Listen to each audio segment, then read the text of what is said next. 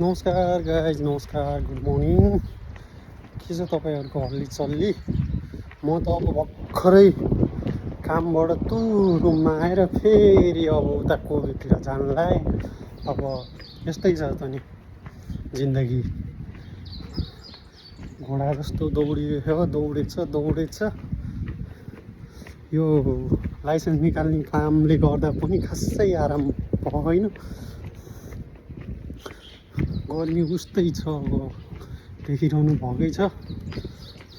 अब यस्तो आज त मैले सनग्लास लाएर हिँडेछु होइन।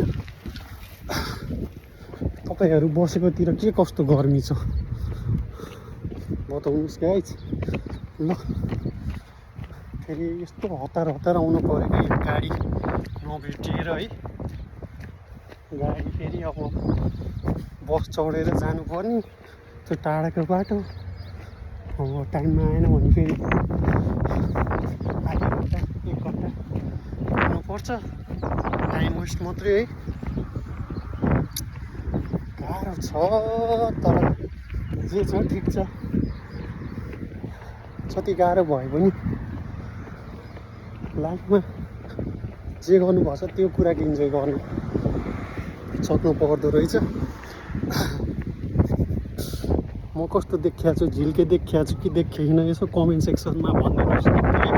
ल यो भिडियो मन परेदेखि लाइक, सेयर र सब्सक्राइब गरिदिइ राखिदिनु होला।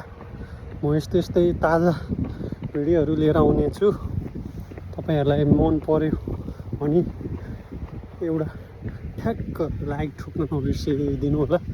ल है त guys, take care all of you. ल हेर्नुहोस् समुद्र छ, आउनुहोस् यतातिर घुम्नलाई, यसो घुमाइदिउँला है।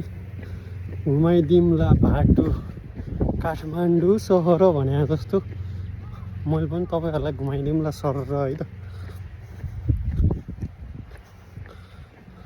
ल बाई।